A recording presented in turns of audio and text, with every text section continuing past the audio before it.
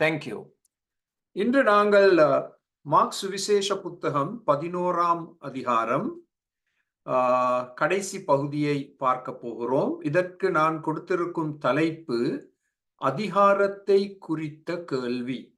நீங்கள் பார்க்கும் இந்த படம் அதிகாரம் சம்பந்தப்பட்ட ஒரு படம். கர்த்தராகிய இயேசு கிறிஸ்துவை யூத மத தலைவர்கள் சூழ்ந்து அவருடைய அதிகாரத்தை குறித்து ஒரு கேள்வி கேட்கிறார்கள். இது ஒரு முக்கியமான பகுதி. ஏனென்றால் கர்த்தராகிய இயேசுவின் அதிகாரத்தை அவர்கள் கேள்விக்குறியாக கேட்பது மாத்திரமல்ல, அதன் மூலமாக அவரை அவர்கள் வீழ்த்த முயற்சி எடுக்கிறார்கள். அது எப்படி என்று நாங்கள் இப்பொழுது பார்க்க போகிறோம். நெக்ஸ்ட் ஸ்லைட் சேரா. நாங்கள் முதல் இந்த பகுதியை வாசிக்க வேண்டும். நீங்கள் உங்களுடைய வேதத்தில் இந்த பகுதியை பார்த்து கொள்ளலாம். மார்க் 11:27. நீங்கள் குறிப்புகள் எதையாவது எழுத வேண்டும் என்றால் நீங்கள் எழுதி கொள்ள முடியும். இந்த 27ஆம் வசனம், மார்க் 11:27ஆம் வசனம். அவர்கள் மறுபடியும் எருசலேமுக்கு வந்தார்கள். யார் வந்தார்கள்? கர்த்தராகிய இயேசு கிறிஸ்துவும் அவருடைய 12 சீஷர்களும்.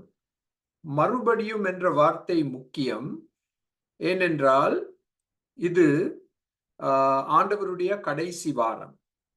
நான் உங்களுக்கு ஏற்கனவே கூறி இருக்கிறேன், மார்க் 11ஆம் அதிகாரம் தொடக்கம் 16ஆம் அதிகாரம் வரைக்கும் கர்த்தராகிய இயேசு கிறிஸ்துவின் வாழ்க்கையின் இறுதி கட்டம்.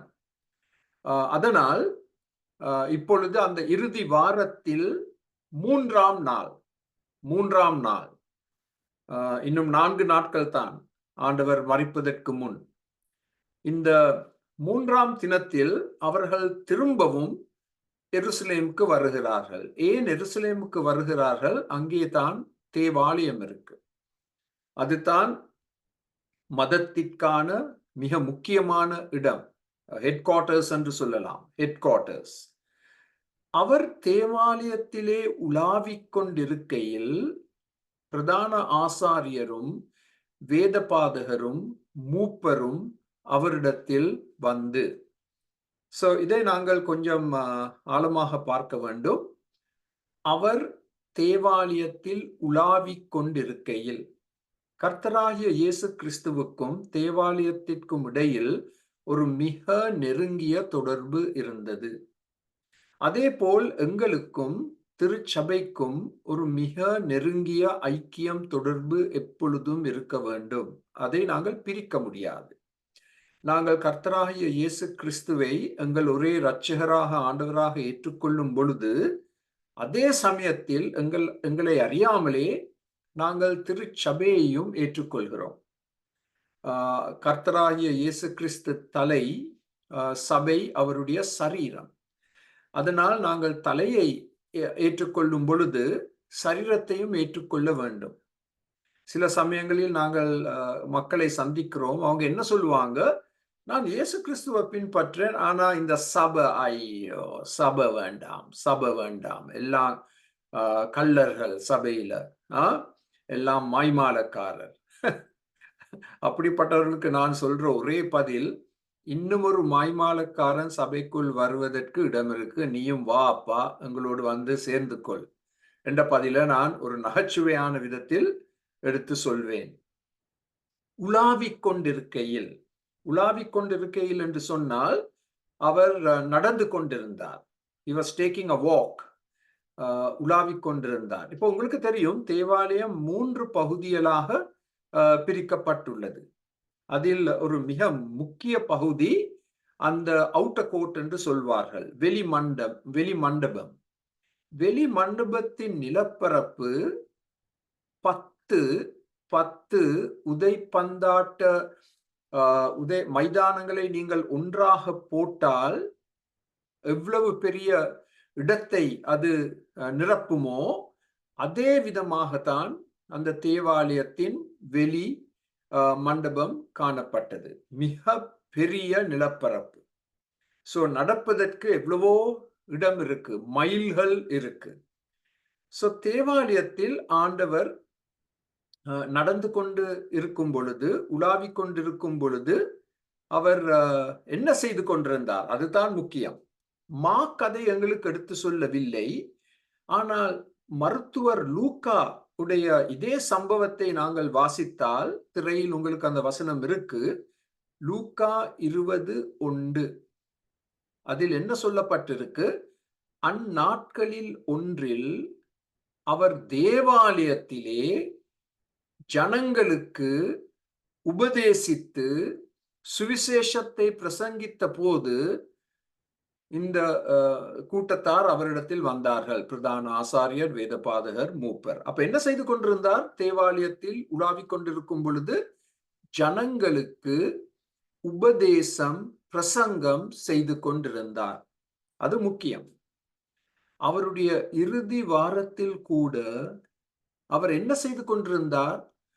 மக்களுக்கு தேவ வசனத்தை போதித்துக் கொண்டிருந்தார், கற்பித்து கொடுத்தார் கடைசி வாரத்தில்.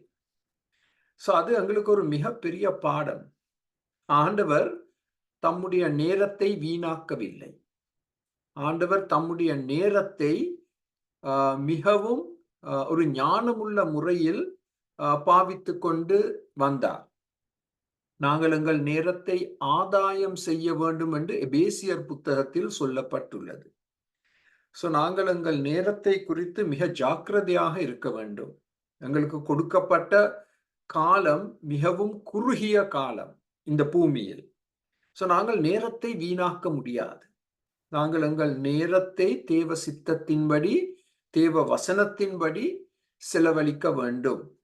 உபதேசம், பிரசங்கம் செய்தார் நடக்கும் பொழுது. அப்ப நீங்க கேட்கலாம், நடக்கும் பொழுது அப்படி உபதேசம் செய்யலாம்? அந்த காலத்தின் கலாச்சாரம் அதுதான். இன்று தான் நாங்கள் பள்ளிக்கூடங்களுக்கு போறோம். ஒரு அறையில் உட்கார்ந்து அந்த அறையில் எங்களுக்கு பாடங்கள் கற்பித்து கொடுக்கப்படுகிறது. அந்த காலத்தில் அப்படி நடக்கவில்லை. நடக்கும் பொழுது அந்த குரு தம்முடைய சீஷர்களுக்கு காரியங்கள் எடுத்து சொல்வார்.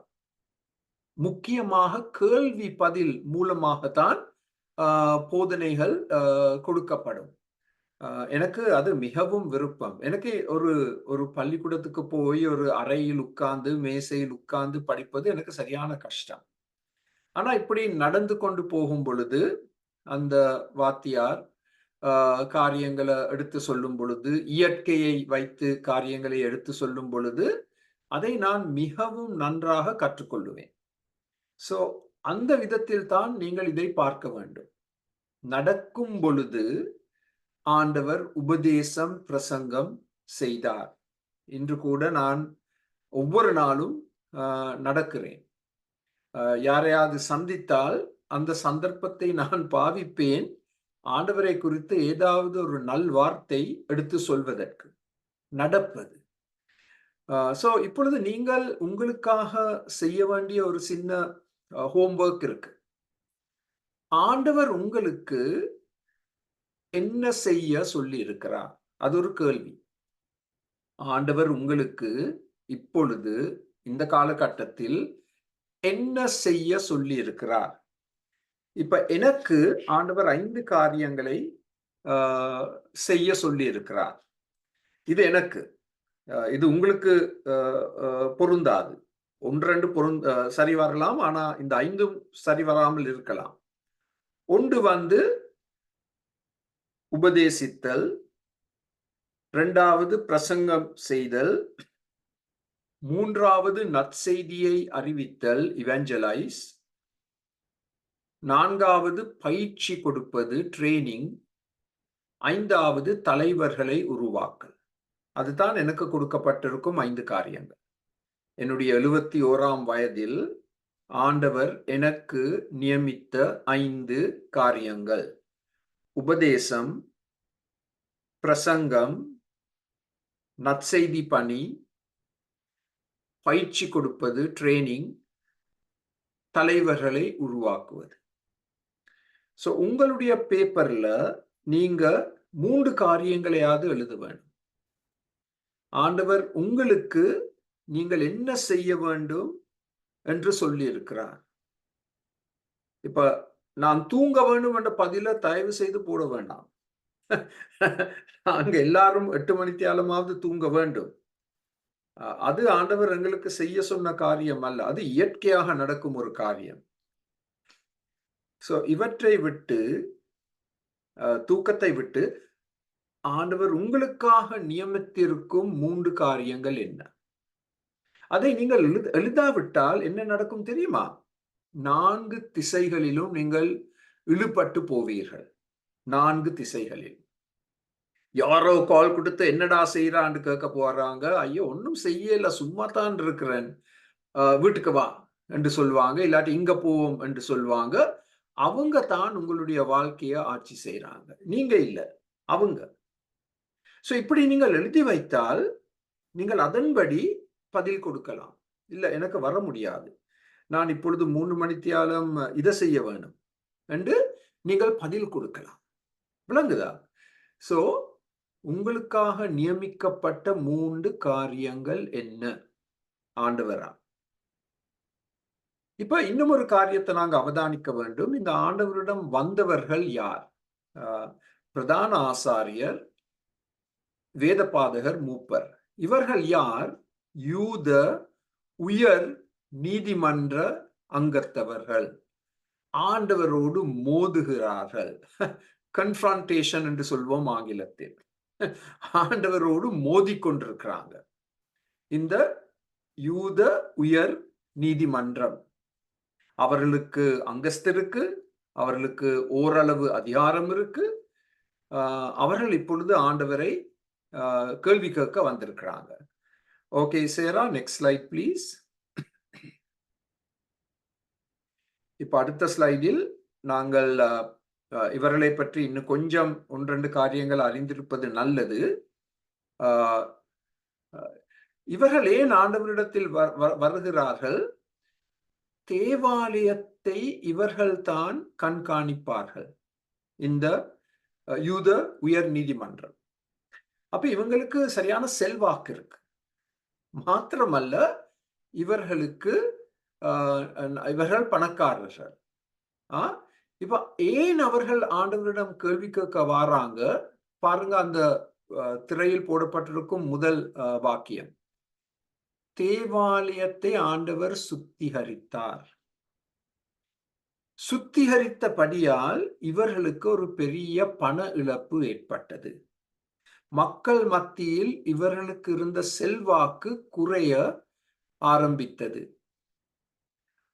அதனால் பயத்தோடு எங்கட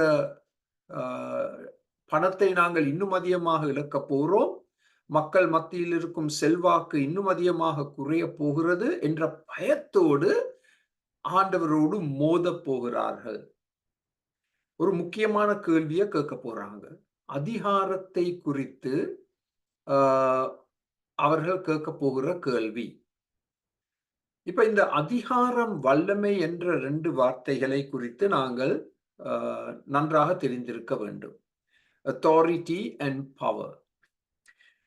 இந்த 2 வார்த்தைகளும் சில சமயங்களில் ஒன்றாக கருதப்படுகிறது. ஆனா உண்மையாக பார்க்க போனால் அதை நாங்கள் 2ஆகத்தான் பிரித்து பார்க்க வேண்டும். இந்த அதிகாரம் என்று சொன்னால், நாங்கள் இதை உங்களுக்கு ஒரு பெட்டியில் போட்டிருக்கிறோம். ஆண்டவருக்கு சட்ட உரிமை இருந்தது, அதுதான் அதிகாரம். லீகல் ரைட், அது அத்தாரிட்டி. ஆனால் பவர் என்று சொன்னால் அந்த உரிமையை நிறைவேற்றுவதற்கான வல்லமையும் அவரிடத்தில் இருந்தது. இப்ப உரிமை மாத்திரம் இருந்து அந்த உரிமையை நாங்கள் நிறைவேற்றாதபடிக்கு எங்களுக்கு வல்லமை இல்லாவிட்டால் என்ன பிரயோஜனம்? சோ திரும்ப சொல்ல போகிறேன், அதிகாரம் என்று சொன்னால் சட்ட உரிமை. வல்லமை என்று சொன்னால் அந்த உரிமையை நிறைவேற்றுவதற்கான வல்லமையும் இருந்தது ஆண்டவரிடத்தில். அதனால்தான் அவர் தேவாலயத்தை சுத்திகரித்தார். அவர்தான் தேவாலயத்தின் தலைவர், உண்மையான தலைவர். அவர்தான் தேவாலயத்தின் தேவன். அப்ப அவருக்கு சட்ட உரிமை இருக்கு. தேவாலயத்தில் என்ன நடக்கிறது என்பதை அவதானித்து தேவாலயத்தை சுத்திகரிக்க அவருக்கு சட்ட உரிமை இருந்தது. மாத்திரமல்ல, அதை சுத்திகரிப்பதற்கான வல்லமையும் இருந்தது. அதனால்தான் அங்கே இருக்கும் வியாபாரிகள் எல்லோரையும் அவர் அடித்து துரத்தினார். எல்லா மேசைகளையும் அவர் மற்ற பக்கமாக கவிழ்த்து போட்டார். இது ஒரு மிகப்பெரிய நிலப்பரப்பு, அதை மறந்துவிட வேண்டாம். 10 கால்பந்து மைதானங்கள், கால்பந்து மைதானங்கள், ஃபுட்பால் ஃபீல்ட்ஸ் 10. அந்த 10ஐ நீங்கள் ஒன்றாக போட்டால் அதுதான் இந்த நிலப்பரப்பு. அப்ப அவருக்கு அப்படிப்பட்ட வல்லமை இருந்தது. அந்த முழு நிலப்பரப்பிலும் அவர் நடந்து இந்த வியாபாரிகளை எல்லாம் துரத்தி அங்கிருந்த மிருகங்களை அப்புறப்படுத்தி, அதுதான் அதிகாரம், வல்லமை. இப்பொழுது ஆண்டவருடைய அதிகாரத்தை குறித்து சில வசனங்களை பார்க்க வேண்டும். மார்க் சுவிசேஷ புத்தகத்தில் இருந்தே அந்த புத்தகத்தை தான் நாங்கள் ஆழமாக படித்து வருகிறோம். மார்க் 1:22 நாங்கள் படித்தோம், அவர் வேத பாதகரை போல் போதியாமல், வேத பாதகர் என்று சொன்னால் சட்டத்தரணிகள், வேதத்தை குறித்த எல்லா சட்டங்களையும் அவர்கள் நன்றாக அறிந்திருந்தார்கள். அதை அவர்கள் மொழிபெயர்த்தார்கள். அதை மக்களுக்கு அவர்கள் விளக்கி சொன்னார்கள். அதுதான் வேத பாதகர். அப்ப இவங்க முட்டாள்கள் அல்ல. இவங்களுக்கு நன்றாக சிந்தனை செய்யக்கூடிய திறன் இருந்தது. நன்றாக படித்தவர்கள். நாங்கள் இன்றைக்கு லாயர் என்று சொன்னால் அவங்க நல்லா படித்தவங்க, பட்டம் பெற்றவங்க, சட்டத்தரணிகள். அதுதான் வேத பாதகர். அப்ப வேத பாதகர் மக்களுக்கு வேதத்தை போதித்தார்கள். அவங்களுக்கு எல்லா சட்டங்களும் தெரியும். அதை அவர்கள் மொழிபெயர்த்து மக்களுக்கு விளக்கி சொன்னாங்க. இப்படித்தான் நீங்க நடக்க வேணும் என்று. இப்ப பாருங்கள் இந்த வசனம், அவர் வேத பாதகரை போல் போதியாமல் அதிகாரமுடையவராய் அவர்களுக்கு போதித்தபடியினால் அவருடைய போதகத்தை குறித்து ஜனங்கள் ஆச்சரியப்பட்டார்கள். அதிகாரம் என்ற வார்த்தையை உங்களுடைய வேதத்தில் கோடிட்டு கொள்ளுங்கள். authority in teaching, போதிக்கும் விஷயத்தில் அவருக்கு இருந்த அதிகாரம். மக்கள் வித்தியாசத்தை மிக எளிதில் கண்டு கொண்டார்கள். ஆண்டவருடைய போதனைகளுக்கும் வேத பாதகருடைய போதனைகளுக்கும் இடையில் இருந்த மிகப்பெரிய வித்தியாசம்.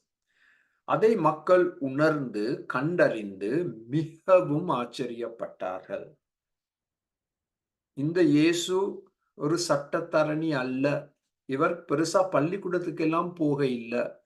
இவருக்கு இப்படிப்பட்ட ஞானம் அறிவு எங்கிருந்து வந்தது? இந்த தேவ வசனத்தை இவ்வளவு அழகாக எங்களுக்கு எடுத்து சொல்லக்கூடிய திறன் அவருக்கு எங்கிருந்து வந்தது என்று பொதுஜனம் மிகவும் ஆச்சரியப்பட்டார்கள். 27ஆம் வசனத்தில் வாசிக்கிறோம், எல்லாரும் ஆச்சரியப்பட்டார்கள். வேத பாதகரும் ஆச்சரியப்பட்டார்கள். இது என்ன? இந்த புதிய உபதேசம் எப்படிப்பட்டது? இவர் அதிகாரத்தோடே அசுத்த ஆவிகளுக்கும் கட்டளை இடுகிறார், அவைகள் இவருக்கு கீழ்ப்படுகிறதே என்று அவர்கள் தங்களுக்குள் சொல்லிக் கொண்டார்கள். அப்ப இப்பொழுது 2ஆம் அதிகாரத்தை பார்க்கிறோம். அசுத்த ஆவிகளுக்கு மேல் அவருக்கு அதிகாரம் இருந்தது. முதல் போதனைகளில் அவருக்கு அதிகாரம் இருந்தது. இப்ப 2வது அசுத்த ஆவிகள் மேல் அவருக்கு அதிகாரம் இருந்தது. அவர் கட்டளை கொடுத்ததும் அந்த அசுத்த ஆவிகள் அவருடைய கட்டளைக்கு இணங்கி அவர்கள் புகுந்திருந்த அந்த நபர்கள் இடமிருந்து வெளியேறின, ஓடிப்போயின. அதை மக்கள் கண்டு மிகவும் ஆச்சரியப்பட்டார்கள். அசுத்த ஆவிகள் இவருக்கு கீழ்ப்படுகிறதே என்று வியப்படைந்தார்கள். அது 2ஆம் அதிகாரம். அவரிடமிருந்த 2ஆம் அதிகாரம். ஓகே, இப்பொழுது அடுத்த ஸ்லைட், நெக்ஸ்ட் ஸ்லைட். உபதேசத்தின் அதிகாரத்தை பார்த்தோம். அசுத்தாவிகளை துரத்தும் அதிகாரத்தை, அகற்றும் அதிகாரத்தை பார்த்தோம். இப்பொழுது மார்க் 2:10 பூமியிலே பாவங்களை மன்னிக்க மனுஷகுமாரனுக்கு அதிகாரம் உண்டென்பதை நீங்கள் அறிய வேண்டும் என்று சொல்லி திமிர்வாதக்காரனை நோக்கி அதிகாரம், பாவங்களை மன்னிக்கும் அதிகாரம், பாவங்களை மன்னிக்கும் அதிகாரம். அப்ப அது 3ஆம் அதிகாரம். உபதேசத்தின் அதிகாரம், அசுத்தாவிகளை துரத்தும் அதிகாரம், இப்பொழுது அவர் பாவங்களை மன்னிக்கும் அதிகாரம். 6ஆம் அதிகாரம் 7ஆம் வசனத்தை பார்த்தால், அவர் 12 அழைத்து அசுத்தாவிகளை துரத்த அதிகாரம் கொடுத்து, இப்ப ஆண்டவர் தம்முடைய அதிகாரத்தை இந்த 12 சீஷர்களுக்கு கொடுக்கிறார். இதை நாங்கள் ஆங்கிலத்தில் டெலிகேட்டட் அத்தாரிட்டி என்று சொல்றோம். Supreme authority belongs to the Lord. சர்வ வல்லமையான அதிகாரம் ஆண்டவருடைய கையில். ஆனால் அந்த அதிகாரத்தை 12 சீஷர்களுக்கு பகிர்ந்து கொடுக்கிறார். Delegated authority. உங்களுக்கும் எனக்கும் கொடுக்கப்பட்டிருக்கும் அதிகாரம் எப்படிப்பட்ட அதிகாரம்? Delegated authority. ஆண்டவர் அதை எங்களுக்கு பகிர்ந்து கொடுக்கிறார். ஆனால் சர்வ வல்லமையுள்ள அதிகாரம் அவருக்கு மாத்திரமே இருக்கின்றது. Supreme authority belongs only to him. சுகம் அளிப்பதற்கு அதிகாரம், அது 4ஆம் அதிகாரம். இப்ப இதை நீங்க கவனமா குறிப்புகள் எழுதுறீங்கன்னு நினைக்கிறேன். உபதேசத்தின் அதிகாரம், 2வது அசுத்தாவிகளை துரத்தும் அதிகாரம், பாவங்களை மன்னிக்கும் அதிகாரம், தம்முடைய அதிகாரத்தை சீஷர்களோடு பகிர்ந்து கொள்கிறார். அந்த அதிகாரமும் அவருக்கு இருக்கு, டெலிகேட்டட் அத்தாரிட்டி. சுகம் அளிக்கும் அதிகாரம், அவர் சுகத்தை கொடுத்தார் மக்களுக்கு. மரணத்திலிருந்து மக்களை உயிர்ப்பித்தார், அந்த அதிகாரமும் அவருக்கு இருக்கு. மரணத்தின் மேல் அதிகாரம், வியாதிகள் மேல் அதிகாரம். எவ்வளவு பெரிய அதிகாரம் ஆண்டவருடைய கரத்தில் இருந்தது. கிட்டத்தட்ட 5-6 அதிகாரங்கள். இதைத்தான் இந்த யூத நீதிமன்றம் பார்த்து அவதானித்து அவர்கள் வெறுப்பு எரிச்சலினால் நிரப்பப்பட்டார்கள். இந்த 2ம் பொல்லாத பாவங்கள். வெறுப்பு என்றா ஹேட்ரட். வெறுப்பு இருந்தபடியால் தான் அவரை கொலை செய்ய தீர்மானம் செய்தார்கள். மற்ற பக்கத்தில் எரிச்சல். ஐயோ, எங்களுக்கு இப்படிப்பட்ட எந்தவித அதிகாரமும் இல்லையே. நாங்கள் உபதேசம் செய்யும் பொழுது மக்கள் தூங்கி விடுறாங்களே. அசுத்தாவிகளை பார்த்து எங்களுக்கு எந்த அதிகாரமும் இல்லையே என்று இந்த யூத நீதிமன்றம் தங்களை சோதித்து பார்த்து, எங்களுக்கு இப்படிப்பட்ட அதிகாரம் இல்லை, செல்வாக்கு இல்லை என்று தங்களுக்குள் சொல்லி உள்ளத்துக்குள் வெறுப்பு எரிச்சலினால் நிரப்பப்பட்டார்கள். இறுதியில் அந்த 2 காரணமாகத்தான் ஆண்டவரை சிலுவையில் அறைய குற்றச்சாட்டுகளை கொண்டு வந்தார்கள். அவர்களுடைய அதிகாரம் மக்கள் மத்தியில் செல்வாக்கு குறைவடைந்தது. இப்ப இதில் கவனிக்க வேண்டிய ஒரு துக்கமான காரியம் என்ன? அவர்கள் ஆண்டவருடைய உபதேசங்களை படிக்கவில்லை. இந்த வெறுப்பு எரிச்சல் ஏற்பட்டபடியால் ஆண்டவருடைய உபதேசங்களை அவர்கள் கேட்டார்கள், ஆனால் படிக்கவில்லை. கேட்பதற்கும் அதை படிப்பதற்கும் ஒரு பெரிய வித்தியாசம் இருக்கு.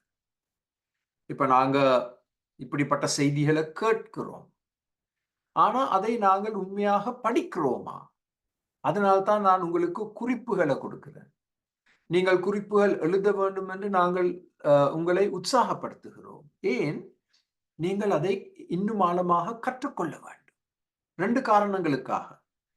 அதை நீங்கள் இன்னும் அதிகமாக கற்றுக்கொண்டால்தான் நீங்கள் அதன்படி நடக்க முடியும்.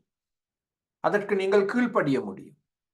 மாத்திரமல்ல, நீங்கள் அதை மற்றவர்களுக்கு கற்பித்துக் கொடுக்க வேண்டும். இதுதான் என்னுடைய ஒரு மிகப்பெரிய ஆவல் ஆசை. நான் இப்படி வேத பாடங்களை கற்றுக் கொடுக்கும் பொழுது நீங்கள் இந்த பாடங்களை எடுத்து உங்களுடைய திறனின்படி, உங்களுடைய ஸ்டைல் படி நீங்கள் இதை மற்றவர்களுக்கு கற்றுக் கொடுப்பது. சோ இவர்கள் செய்த ஒரு மிகப்பெரிய தவறு, இந்த யூத நீதிமன்றம் அவர்கள் ஆண்டவருடைய உபதேசங்களை, போதனைகளை அவர்கள் ஆழமாக படிக்கவில்லை. அதன் அர்த்தத்தை அவர்கள் புரிந்து கொள்ளவில்லை. அவர்கள் அதற்கு கீழ்ப்படியவில்லை. இன்னும் ஒரு காரியம், ஆண்டவருடைய அற்புதங்களை அவர்கள் ஆராய்ந்து பார்க்கவில்லை. அது உங்களுடைய திரையில் மறைக்கப்பட்டிருக்கலாம். ஆண்டவருடைய அற்புதங்களை அவர்கள் ஆராய்ந்து பார்க்கவில்லை. எல்லாரும் அற்புதங்கள் செய்ய முடியாது. அப்ப இவருக்கு இந்த அற்புதங்களை செய்ய விசேஷித்த தன்மை எங்கிருந்து வந்தது? இவர் ஒரு சாதாரண மனிதராக இருக்க முடியாது என்றெல்லாம் அவர்கள் சிந்தித்திருக்க வேண்டும். ஆனால் அவர்கள் அப்படி சிந்திக்கவில்லை. ஏன்? அவர்களுடைய உள்ளம் எரிச்சலினாலும் வெறுப்பினாலும் நிரப்பப்பட்டிருந்த படியார். நாங்கள் சங்கீதம் 73 நேற்று படிக்கும் பொழுது சொன்னோம், பரிசுத்த இருதயம் இருந்தால்தான் தேவன் நல்லவர் என்பதை நாங்கள் அறிந்து கொள்ள முடியும். அதே போல் பரிசுத்தம் இருந்தால்தான் எங்கள் உள்ளத்தில் நாங்கள் தேவ வசனத்தை அறிந்து கொள்ள முடியும். பரிசுத்தம் இல்லாவிட்டால் நாங்கள் தேவ வசனத்தை உணர முடியாது, கற்றுக்கொள்ள முடியாது, அதற்கான சரியான விளக்கங்களை பெற்றுக்கொள்ள முடியாது. அந்த ஒரு காரியத்தை தான் நான் ஒவ்வொரு நாளும் மிகவும் வாஞ்சிக்கிறேன். என்னுடைய உள்ளம், மனது பரிசுத்தமாக எப்பொழுதும் காக்கப்பட வேண்டும். எதற்காக? தேவனுடைய குரலை கேட்பதற்காக, தேவ வசனத்தை நான் நன்றாக விளங்கிக் கொள்வதற்காக, அந்த வசனத்தை நான் மற்றவர்களுக்கு நான் அந்த வசனத்துக்கு கீழ்ப்படிந்து அதை மற்றவர்களுக்கு எடுத்து கூறுவதற்காக. ஒரு வேதாகம கல்லூரிக்கு போனபடியால் அறிவு வரும், ஆனால் அந்த வாழ்க்கை மாற்றங்கள் வரும் என்று நாங்கள் சொல்ல முடியாது. அறிவு இருக்கலாம், ஆனால் அந்த உண்மையான மாற்றங்கள், உண்மையான மெய் அறிவு கீழ்ப்படிதலின் மூலமாக, பரிசுத்தத்தின் மூலமாக தான் வரும். அதை நாங்கள் மறந்துவிடக் கூடாது. ஓகே, நெக்ஸ்ட் ஸ்லைட் சேரா. ஓகே, இப்பொழுது மார்க் 11:29 இயேசு இப்ப அவர் ஒரு இந்த யூத நீதிமன்றம் ஒரு கேள்வியோடு வந்திருக்கிறார்கள். அந்த கேள்வி 28ஆம் வசனத்தில் எங்களுக்கு கொடுக்கப்பட்டுள்ளது. அது ஏதோ ஒரு காரணத்துக்காக நாங்கள் திரையில் போடவில்லை. 11:28. இப்ப இதுதான் அவர்கள் கேட்ட கேள்வி. நீர் எந்த அதிகாரத்தினால் இவைகளை செய்கிறீர்? இவைகளை செய்கிறதற்கு அதிகாரத்தை உமக்கு கொடுத்தவர் யார் என்று கேட்டார்கள். அப்ப ரெண்டு Sarah, is there an earlier slide to this? Verse 28. No, this 28 is missing, I think. It's missing. Okay, that's okay. So இப்ப அவர்கள் ஒரு கேள்வியை கேட்கிறாங்க, ஆனால் அதில் 2 அர்த்தங்கள் இருக்கு. இப்ப கவனமா நீங்க பார்க்க வேண்டும். இந்த 28ஆம் வசனத்தில் நீர் எந்த அதிகாரத்தினால் இவைகளை செய்கிறீர்? முதலாம் கேள்வி இந்த அதிகாரத்தின் தன்மை என்ன? What is the nature of your authority? உம்முடைய அதிகாரத்தின் தன்மை எப்படிப்பட்டது? அது முதலாம் கேள்வி. 2ஆம் கேள்வி, இந்த அதிகாரத்தை உமக்கு யார் கொடுத்தது? அப்போ ஒரு கேள்வியில் 2 கேள்விகள் இருக்கு. உம்முடைய அதிகாரம் எப்படிப்பட்டது? அதன் தன்மை என்ன? The nature of your authority. 2ஆம் கேள்வி இந்த அதிகாரத்தை உமக்கு யார் கொடுத்தது? யார் கொடுத்தது? இப்போ ஒரு சின்ன விதத்தில் சொல்லப்போனால், நான் ஒரு போதகர். நான் போதகராக பணிபுரிய வேண்டும் என்று எனக்கு அதிகாரத்தை கொடுத்தவர் யார்? தேவாதி தேவன், அது உண்மை. ஆனால் இங்குள்ள சபைகள் எனக்கு அந்த அதிகாரத்தை கொடுத்தார்கள். என்னை சோதித்த பிறகு எனக்கு சும்மா கொடுக்க இல்லை. எவ்வளவோ கேள்விகளை கேட்டாங்க. அதுக்கு பதில்களை கொடுக்க வேண்டும். என் தனிப்பட்ட வாழ்க்கையை குறித்து கேள்விகளை கேட்டாங்க. குடும்ப வாழ்க்கையை குறித்து கேள்விகளை கேட்டாங்க. அதற்கு பிறகுதான் எனக்கு அந்த அதிகாரம் கொடுக்கப்பட்டது. அந்த அதிகாரம் எனக்கு அரசாங்கத்தினாலும் கொடுக்கப்பட்டிருக்கு. அப்போ இந்த அதிகாரம் 3 இடங்களிலிருந்து எனக்கு வந்திருக்கு. இன்று நான் போதகரா பணிபுரிவதற்கு அதிகாரம் 3 இடங்களிலிருந்து எனக்கு வந்திருக்கு. ஒன்று தேவனிடமிருந்து. தேவனுடைய அழைப்பு எனக்கு வந்தது. அந்த அழைப்புக்கு நான் செவி கொடுத்தேன், கீழ்ப்படிந்தேன். 2வது சபைகள் என்னை சோதித்து பார்த்து நான் தகுந்தவனா என்று கண்டறிந்த பிறகு ஒரு மனதோடு எனக்கு அதிகாரத்தை கொடுத்தார்கள். 3வது கனடா அரசாங்கம். இந்த சபைகள் கனடா அரசாங்கத்துக்கு தெரிவித்தார்கள், நான் இப்பொழுது அவர்களுடைய அந்த டினாமினேஷனில் நான் ஒரு போதகராக ஏற்றுக்கொள்ளப்பட்டிருக்கிறேன். இப்பொழுது இவருக்கு திருமணங்களை செய்ய முடியும், ஃபியூனரல்ஸை செய்ய முடியும், இவருக்கு லைசன்ஸை கொடுங்க என்று எனக்கு அரசாங்கத்தினால் ஒரு லைசன்ஸ் கொடுக்கப்பட்டது. ஸோ நான் திருமணங்களை நடத்தும் பொழுது அந்த லைசன்ஸ் நம்பரை நான் போடணும். நான் என்னுடைய கையொப்பத்தை போடும் பொழுது என்னுடைய லைசன்ஸ் நம்பரை போட வேண்டும்.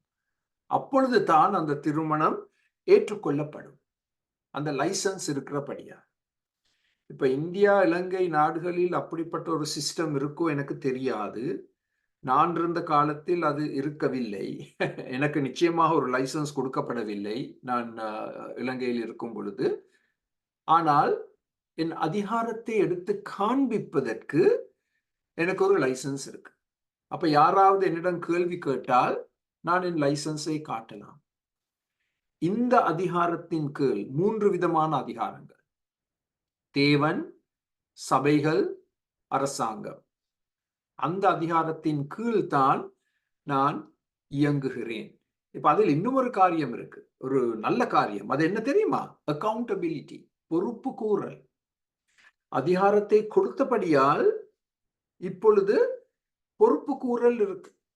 நான் அரசாங்கத்துக்கு பொறுப்பு கூற வேணும், நான் சபைகளுக்கு பொறுப்பு கூற வேணும், நான் தேவனுக்கு பொறுப்பு கூற வேண்டும். சோ அது எனக்கு ஒரு பெரிய பாதுகாப்பு. அது எனக்கு ஒரு பெரிய பாதுகாப்பு. இல்லாவிட்டால் நான் சுயமாக இயங்கி விழுந்து விடுவேன். அப்படிப்பட்ட அநேகர் இருக்கிறாங்க. சுயமாக இயங்கும் ஊழியக்காரர் யாருக்கும் கணக்கு கொடுக்க மாட்டாங்க. யாரும் அவரிடம் கேள்வியும் கேட்க முடியாது. அது ஒரு மிக பயங்கரமான ஒரு காரியம். சோ ஒரு பாதுகாப்பின் கீழ் செயல்படுவது மிக மிக மிக நல்லது. அதற்கு ஒரு சின்ன உதாரணம் மாதத்துக்கு ஒரு முறை எங்களில் சிலர் ஒன்று சேர்ந்து 3 மணித்தியாலமாக நாங்கள் பொறுப்பு கூறல் நேரத்தை கடைபிடிக்கிறோம். நாங்கள் ஒருவரிடம் கேள்விகளை கேட்கிறோம். ஒருவர் திரையில் அந்த கேள்விகளை போடுவார். அந்த கேள்விகளை போட நாங்க அதற்கு பதில் கொடுக்க வேண்டும். நேர்மையான பதில்களை கொடுக்க வேண்டும். சோ அது எனக்கு ஒரு மிக பெரிய ஒரு பாதுகாப்பு. அந்த 3 மணித்தியால நேரத்தை நான் மிஸ் பண்ண முடியாது. மிஸ் பண்ணா அவங்க கேள்வி கேட்பாங்க, நீ ஏன் வர இல்லை, பொறுப்பு கூறல் நேரத்துக்கு நீ ஏன் வர இல்லை என்று கேள்வி கேட்பாங்க. சோ என்னுடைய 71ஆம் வயதில் கூட நான் பொறுப்பு கூறல் உறவில் செயல்படுகிறேன். சோ அதே போல் எங்கள் எல்லாருக்கும் இந்த பொறுப்பு கூறல் உறவுகள் இருப்பது மிக மிக அவசியம். எங்களுடைய குடும்ப வாழ்க்கையை குறித்து, தனிப்பட்ட வாழ்க்கையை குறித்து, உத்தியோகத்தை குறித்து கேள்வி கேட்பது, அதற்கான சரியான நேர்மையான பதில்களை நாங்கள் கேட்பது. சோ 2 கேள்வியில கேட்டாங்க இந்த யூத நீதிமன்றம். உம்முடைய அதிகாரத்தின் தன்மை எப்படிப்பட்டது? இந்த அதிகாரத்தை உமக்கு யார் கொடுத்தது? இப்ப பாருங்கள் எவ்வளவு திறமையாக ஆண்டவர் பதில் கொடுக்கிறார் 29ஆம் வசனத்தில். அந்த வசனம் இப்பொழுது உங்களுடைய திரையில் காணப்படுகிறது. இயேசு பிரதியுத்தரமாக, நானும் உங்களிடத்தில் ஒரு காரியத்தை கேட்கிறேன், நீங்கள் எனக்கு உத்தரவு சொல்லுங்கள், அப்பொழுது நானும் இந்த அதிகாரத்தினாலே இவைகளை செய்கிறேன் என்று உங்களுக்கு சொல்லுவேன். இப்ப இதை மேல் நோக்கமாக பார்த்தால் ஆண்டவர் தப்பித்துக் கொள்வதற்காக இதை சொன்னாரா என்று நாங்கள் விசாரித்து பார்க்க வேண்டும். You see, asking this question to dodge the question. இல்ல, அந்த காலத்தில் இருந்த ஒரு டெக்னிக், ஒரு திறமை. அந்த காலத்தில் நீங்கள் யாருக்காவது கற்பித்துக் கொடுக்க வேண்டும் என்றால், இல்லாவிட்டால் யாராவது உங்களிடத்தில் ஒரு கேள்வியை கேட்டால், நீங்கள் பதிலுக்கு இன்னும் ஒரு கேள்வியை கேட்க முடியும். அதைத்தான் ஆண்டவர் இங்கே பாவிக்கிறார். ஒரு கேள்விக்கான பதிலை இன்னொரு கேள்வி கேட்பதின் மூலமாக பதில் அளிப்பது. நான் இதை எவ்வளோ முறை என்னுடைய ஊழியத்தில் பாவித்திருக்கிறேன். விசேஷமாக சுவிசேஷ நற்செய்தி பணி ஊழியத்தில் யாரோ ஒரு கேள்வியை கேட்பாங்க. அப்ப நான் அந்த கேள்விக்கு பதிலாக அவர்களிடத்தில் ஒரு கேள்வியை கேட்பேன். அப்படி கேட்கும் பொழுது ஒரு மிக கூர்மையான ஒரு சம்பாஷணை ஏற்படும். சோ நாங்கள் உங்களுக்கு திரையில் இன்னும் அநேக உதாரணங்களை கொடுத்திருக்கிறோம். ஒரு கேள்விக்கான பதிலை இன்னொரு கேள்வி கேட்பதின் மூலமாக பதில் அளிப்பதற்கு உதாரணங்கள். இந்த வசனங்களை நாங்கள் பார்க்க மாட்டோம், ஆனால் இதை நாங்கள் உங்களுக்கு கொடுத்திருக்கிறோம். நீங்கள் இதை உங்களுடைய தனிப்பட்ட நேரத்தில் நீங்களே படித்து ஆராய்ந்து பார்க்கலாம். இந்த PDF-ஐ நாங்கள் உங்களுக்கு அனுப்பி வைப்போம். இப்பொழுது ஆண்டவர் கேட்கும் கேள்வி என்ன? மார்க் 11:30. யோவான் கொடுத்த ஸ்நானம் தேவனால் உண்டாயிற்றோ மனுஷரால் உண்டாயிற்றோ எனக்கு உத்தரவு சொல்லுங்கள் என்றார். இப்ப மேல் நோக்கமாக நீங்கள் இதை பார்த்தால் நீங்க சொல்லலாம், இந்த யோவானை ஆண்டவர் ஏன் இந்த சம்பாஷணைக்குள் கொண்டு வரார்? Why is the Lord bringing John into the conversation? யோவானை சும்மா விட்டு விடுங்கப்பா, ஏன் யோவான இந்த சம்பாஷணைக்குள் கொண்டு வாரீங்க? இது ஆண்டவருக்கும் யூத நீதிமன்றத்துக்கும் இடையில் இருக்கும் சம்பாஷணை தான் என்று மேல் நோக்கமாக நாங்கள் பார்க்கும் பொழுது அப்படி பதில் சொல்ல முடியும். ஆனால் இதை நீங்கள் ஆழமாக பார்த்தால் இது ஒரு மிக திறமையான கேள்வி. So next slide, Sarah. So next slide. Okay, so இங்கே யோவான் ஞானஸ்தானம் கொடுக்கிறார். ஏன் யோவானுடைய ஸ்நானம் முக்கியமானது? யோவானின் ஸ்நானம் ஆண்டவர் தேவகுமாரன் என்பதை வெளிப்படுத்தியது. இப்ப ஆண்டவர் எதை நிரூபிக்க போகிறார்? அவருடைய அடையாளத்தை நிரூபிக்க போகிறார். ஐடென்டிட்டி. அடையாளத்தை நிரூபித்தால் அந்த அடையாளத்தோடு ஒரு அதிகாரம் வருது. With the identity there comes an authority. இப்ப யோவான் ஸ்நானன் எதை காண்பித்தார்? ஆண்டவரை ஞானஸ்தானம் கொடுக்கும் பொழுது, இவர் தேவ குமாரன், இவருக்கு எல்லோரும் செவி கொடுக்க வேண்டும். அது ஆண்டவருடைய அடையாளம். தேவகுமாரன். தேவகுமாரன் என்று சொன்னால் அதோடு அதிகாரம் வருது. பாத்தீங்களா, இவ்வளவு அழகாக திறமையாக ஆண்டவர் பதிலை கொடுக்கிறார். இப்ப யோவான் இருந்த நாட்கள்ல அவருக்கு ஒரு பெரிய மதிப்பு இருந்தது. எல்லாரும் அவரை தீர்க்கதரிசி என்று ஏற்றுக்கொண்டார்கள். 400 வருஷ மௌனத்துக்கு பிறகு பழைய ஏற்பாட்டின் கடைசி புத்தகம் ஜெகரியாவா மல்கியா, அதற்கு பிறகு 400 வருஷ காலமாக எந்த தீர்க்கதரிசியும் ஆண்டவரால் அனுப்பப்படவில்லை. 400 வருஷ மௌன காலத்துக்கு பிறகு ஆண்டவர் தேவன் யோவானை அனுப்புகிறார். கர்த்தராகிய இயேசு கிறிஸ்து வருவதற்கு பாதையை சரிப்படுத்துவதற்காக, செம்மைப்படுத்துவதற்காக அனுப்பப்படுகிறார். அப்ப எல்லா மக்களுடைய மனதிலும் சந்தேகமே இல்லை, இந்த யோவான் தீர்க்கதரிசி. இந்த யோவான் கூறும் வார்த்தைகளுக்கு அவர்கள் கவனமாக செவி கொடுத்தார்கள். மனம் திரும்ப வேண்டும் என்று அவர் கூறினார். ஞானஸ்தானம் பெற்றுக்கொள்ள வேண்டும் என்று சொன்னார். ஆண்டவருடைய வருகைக்காக மக்கள் தங்களை ஆயத்தம் செய்ய வேண்டும் என்று சொன்னார். நாங்கள் இப்ப அடுத்த ஸ்லைடை பார்க்க போகிறோம். Next slide. இப்ப கர்த்தராகிய இயேசு கிறிஸ்துவின் அடையாளம் மார்க் 1:1. நாங்கள் மார்க் புத்தகத்தில் மாத்திரம்தான் இருக்கிறோம், வேற எங்கேயும் நாங்கள் சுற்றி போகவில்லை. தேவனுடைய குமாரனாகிய இயேசு கிறிஸ்துவினுடைய சுவிசேஷத்தின் ஆரம்பம். அப்ப இந்த புத்தகத்தை ஆரம்பிக்கும் பொழுதே மார்க் எதை உறுதிப்படுத்துகிறார்? கர்த்தராகிய இயேசு கிறிஸ்து தேவனுடைய குமாரன். இவர் ஒரு சாதாரண மனிதர் அல்ல. தேவாதி தேவன் மனித உருவம் எடுத்து பூமிக்கு வந்தார். தேவகுமாரன்.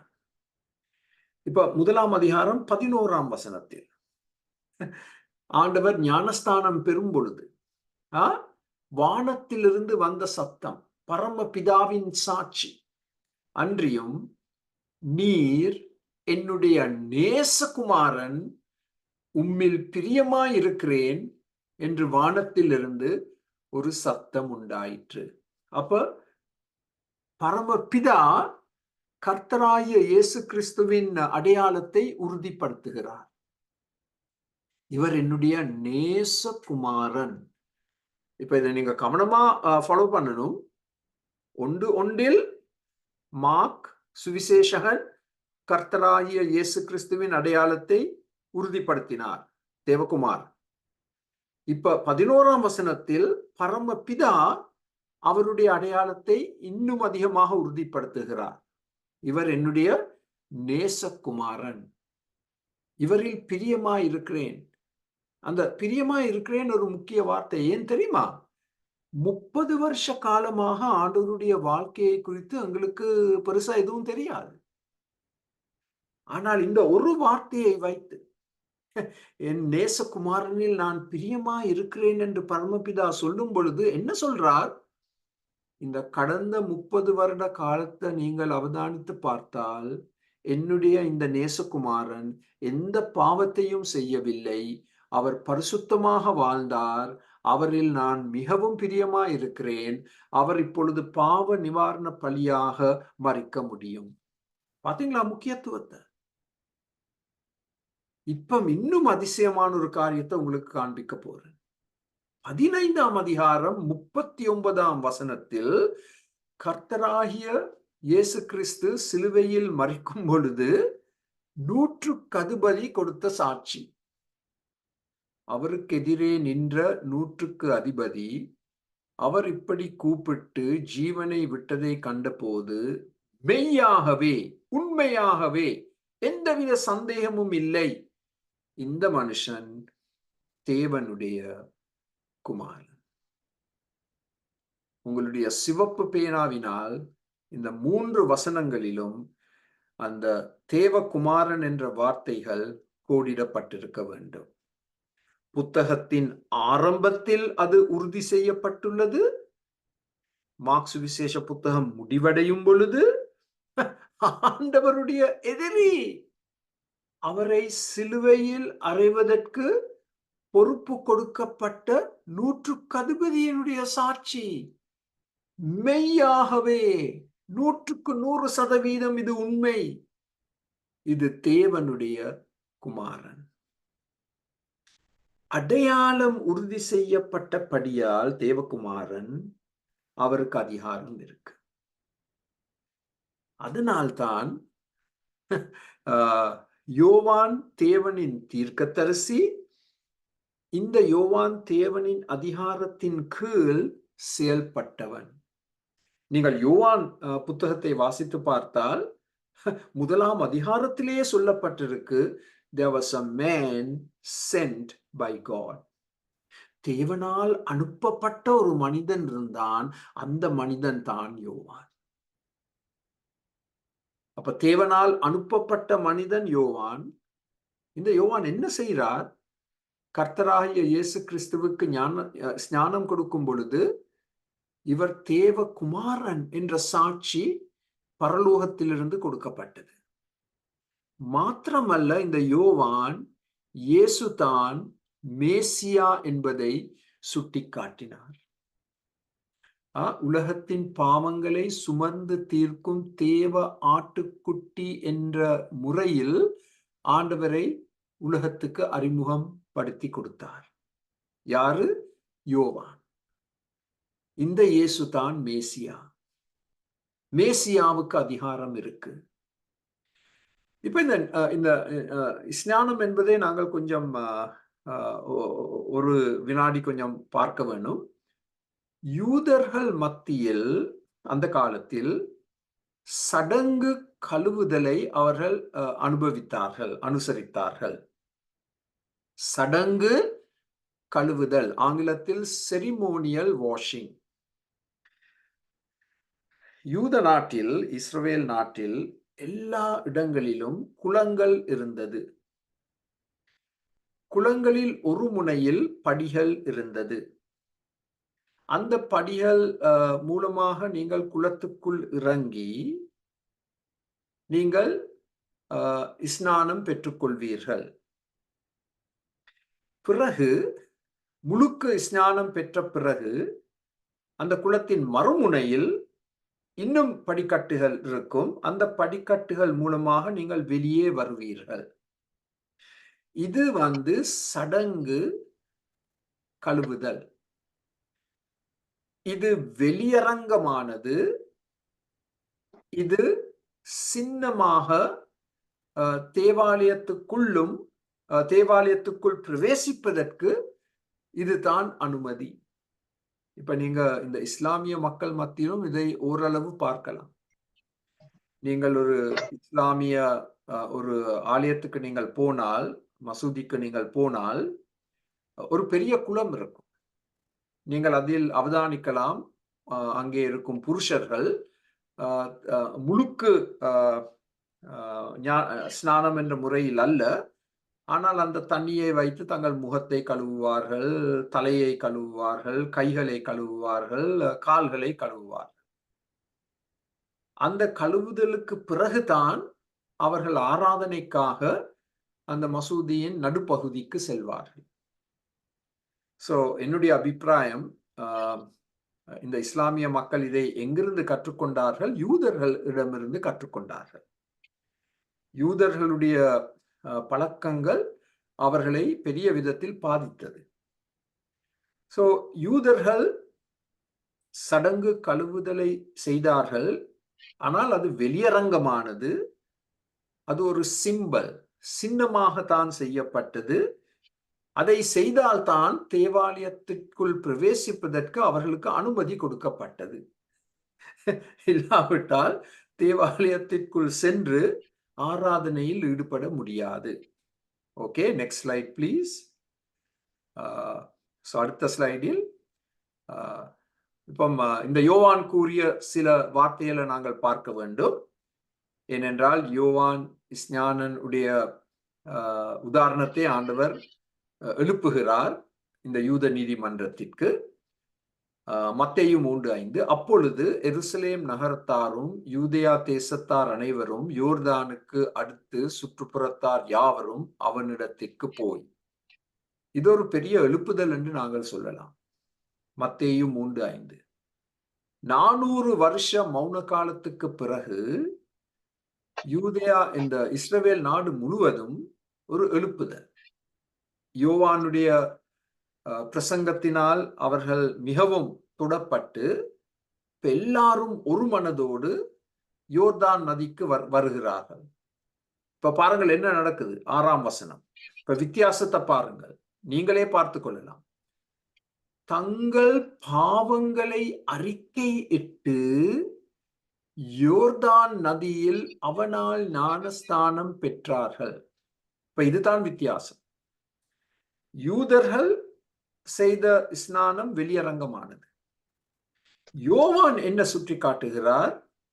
உங்கள் உள்ளம் கழுவப்பட வேண்டும், உங்கள் உள்ளம் பரிசுத்தமாக்கப்பட வேண்டும். அதற்கு நீங்கள் 2 காரியங்களை செய்ய வேண்டும். மனம் திரும்ப வேண்டும், உங்கள் பாவங்களை நீங்கள் அறிக்கையிட வேண்டும்.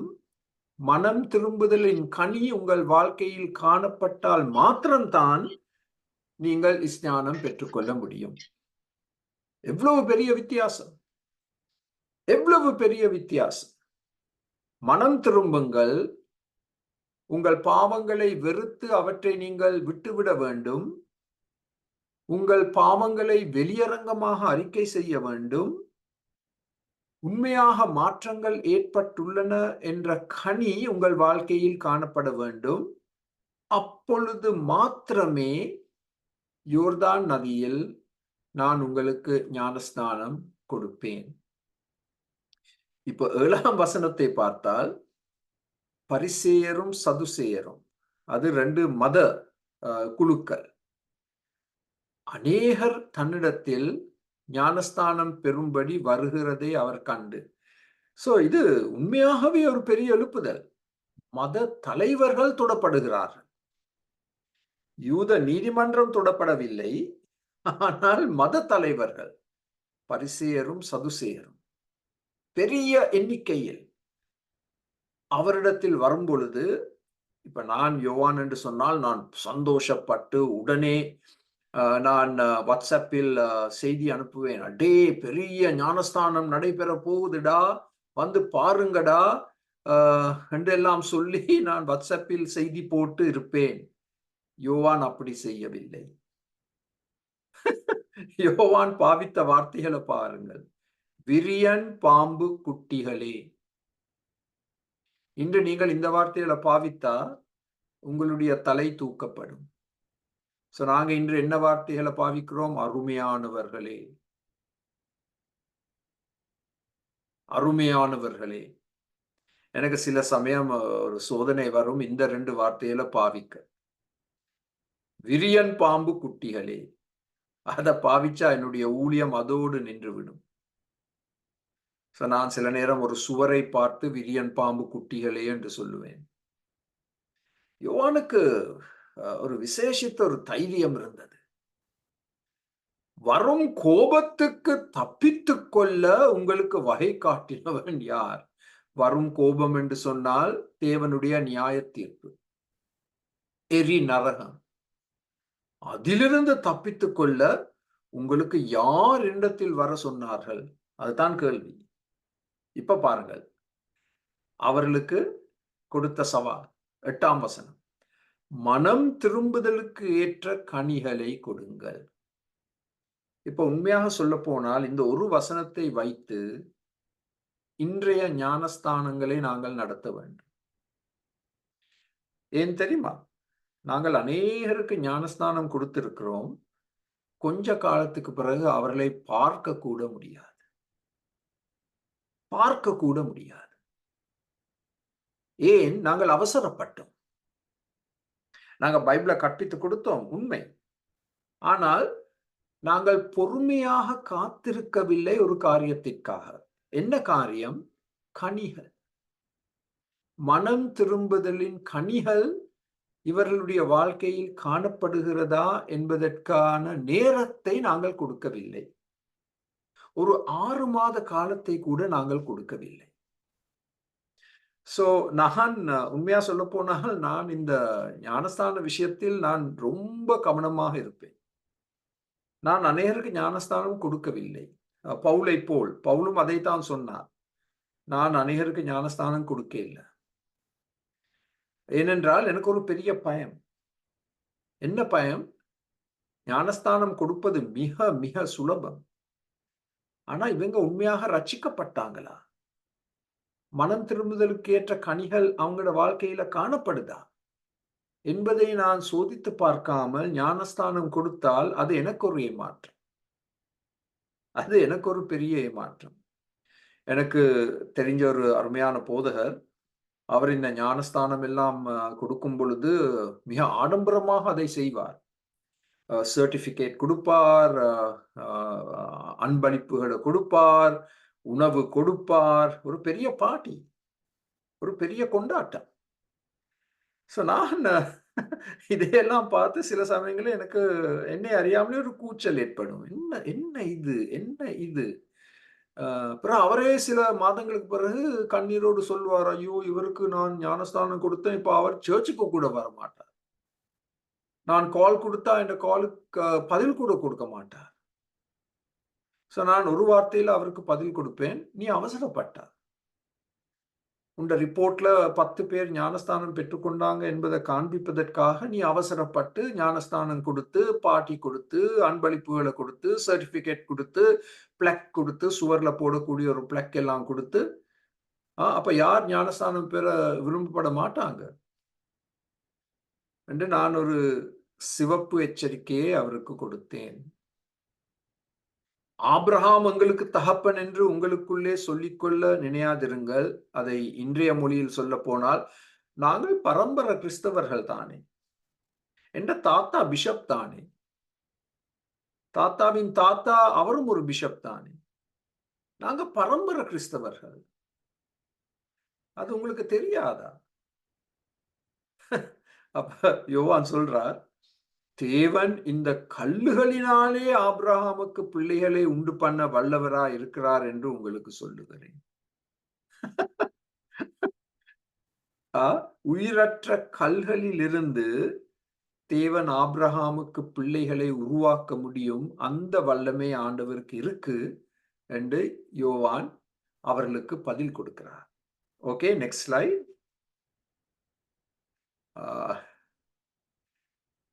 இப்ப யோவான் 1:33 யோவான் கொடுக்கிற சாட்சி. நானும் இவரை அறியாதிருந்தேன், அவருடைய அடையாளத்தை நான் கண்டு கொள்ளவில்லை.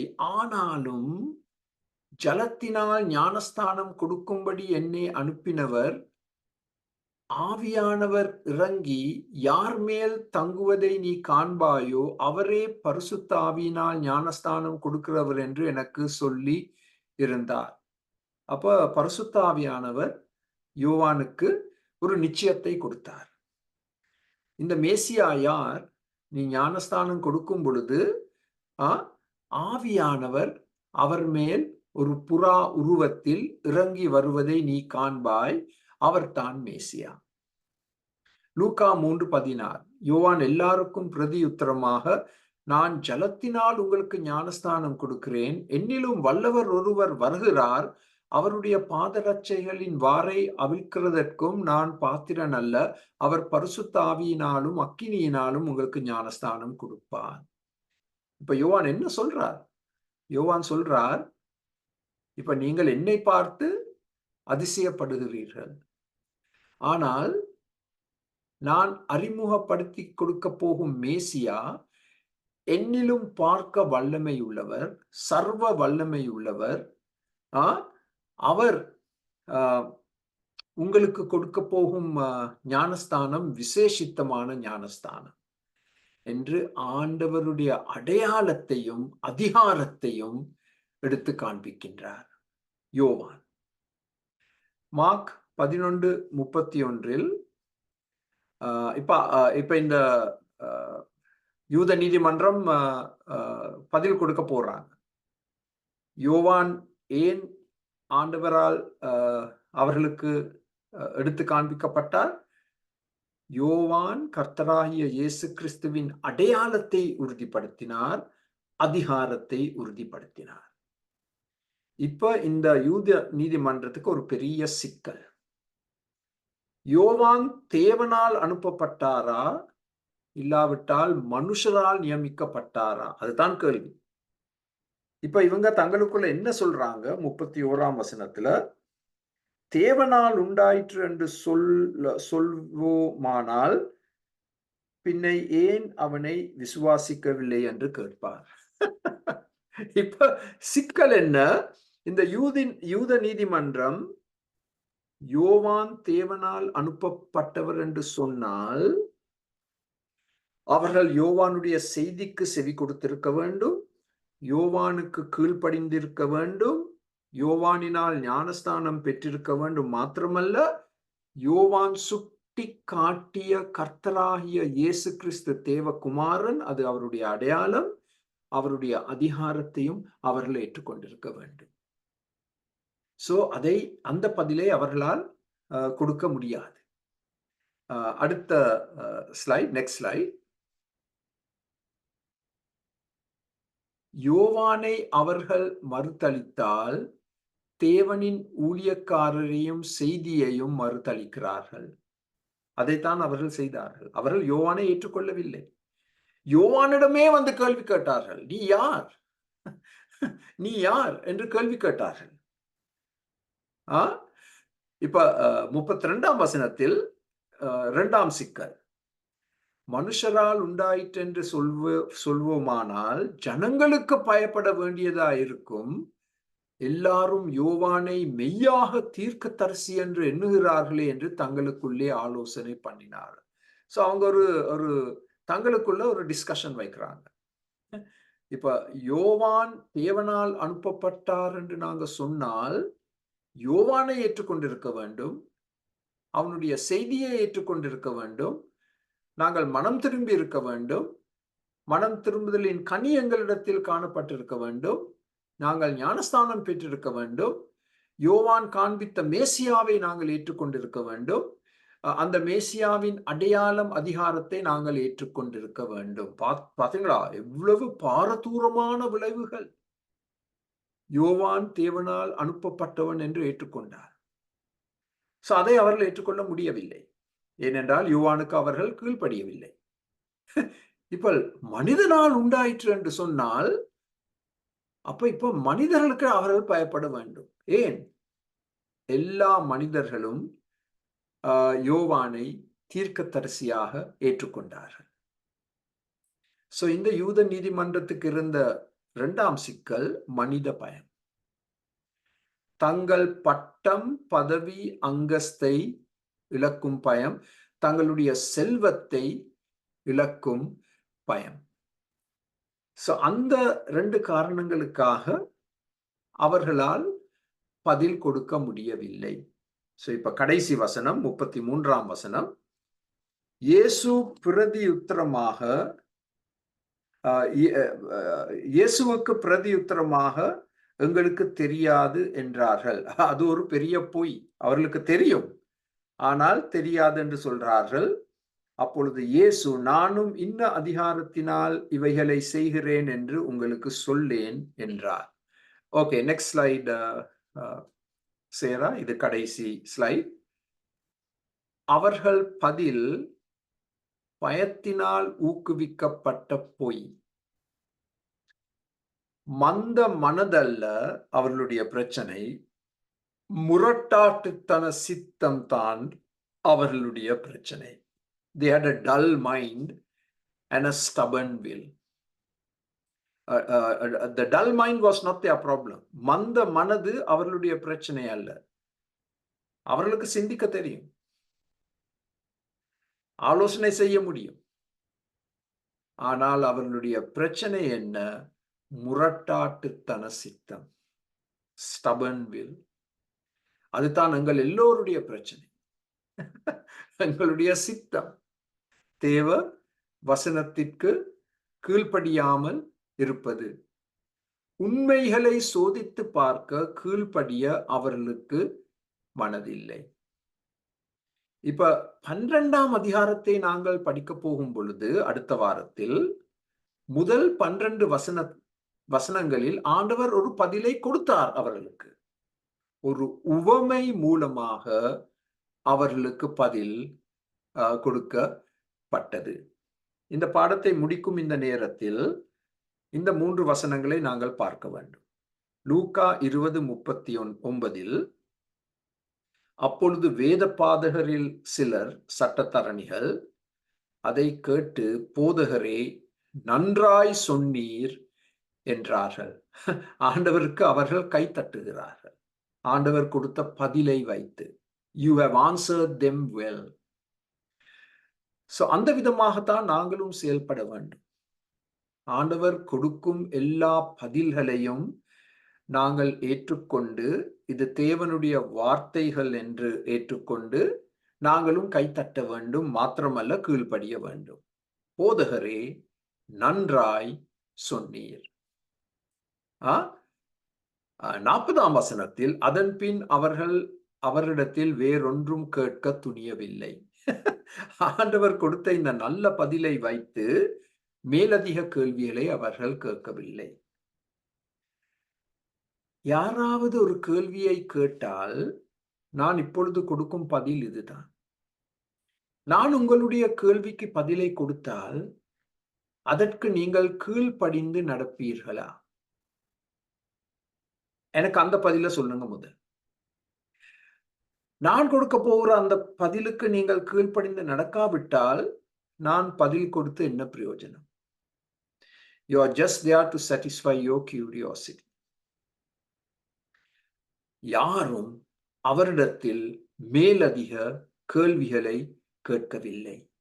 கேட்கப்பட்ட இந்த ஒரு கேள்விக்கு திறமையான பதிலை ஆண்டவர் சொன்னபடியால் நன்றாக சொன்னீர் என்று கைத்தட்டினார்கள். மத்தேயு 8:9 இது ஒரு நூற்றுக்கு அதிபதி. நான் அதிகாரத்துக்கு கீழ்ப்படிந்திருந்தும் எனக்கு கீழ்ப்படுகிற சேவகரும் உண்டு. நான் ஒருவனை போவென்றால் அவன் போகிறான், மற்றவனுக்கு வா என்று சொன்னால் அவன் வருகிறான். இது என்ன வார்த்தைகள்? அதிகாரத்தின் வார்த்தைகள். இந்த நூற்றுக்கு அதிபதிக்கு தெரியும் அதிகாரம் என்றால் என்ன. அவனுக்கு அதிகாரம் இருந்தது. அதிகாரத்தோடு அவன் கட்டளை கொடுத்தால் அது கீழ்ப்படியப்பட வேண்டும். அதை வைத்து அவன் ஆண்டவருக்கு சொல்றார், ஆண்டவரே, உமக்கு அதிகாரம் இருக்கு. அதிகாரம் இருக்கிறபடியால் நீர் சொன்னபடி நடக்கும். அதனால் தயவு செய்து என்னுடைய இந்த மன்றாட்டலுக்கு பதில் தாரும், உம்முடைய அதிகாரத்தின் அடிப்படையில். எவ்வளவு தெளிவாக விளங்கி கொண்டார் இந்த நூற்றுக்கு அதிபதி ஆண்டவருடைய அதிகாரத்தை குறித்து. யூதர்கள் அறிந்திருக்கவில்லை, இந்த நூற்றுக்கு அதிபதி அறிந்திருந்தார். I think there's one more slide. Yes. So இப்போ கடைசி ஸ்லைட். ஆண்டவர் நன்றாக பதில் கொடுத்தார், அது ஒரு காரியம். இப்ப இந்த வசனத்தை பாருங்க. பிலாத்துவின் முன், பிரதான ஆசாரியனின் முன்பாக அவரோ ஒரு உத்தரவும் சொல்லாமல் பேசாமல் இருந்தார். பாருங்கள், திரும்பவும் அந்த கேட்கப்படுற கேள்வி, நீர் தேவனுடைய குமாரனாகிய கிறிஸ்துவா? அதான் ஆண்டவருடைய அடையாளம். அடையாளத்தின் அடிப்படையில் அதிகாரம். ஆனால் ஆண்டவர் இவர்களுக்கு பதில் கொடுக்கவில்லை. ஏன்? 3 வருஷ காலமாக இவர்கள் ஆண்டவரை புறக்கணித்தார்கள். புறக்கணித்தபடியால் இப்பொழுது ஆண்டவர் அவர்களோடு பேச மாட்டார். இது ஒரு துக்கமான ஒரு நிலை. ஆண்டவருடைய வசனத்துக்கு செவி கொடுத்து நாங்கள் கீழ்ப்படியாமல் போனால் ஆண்டவர் எங்களோடு திரும்பவும் பேச மாட்டார். இப்ப எங்கள் எல்லாருக்கும் கொடுக்கப்பட்டிருக்கிற கட்டளை நற்செய்தி பணி.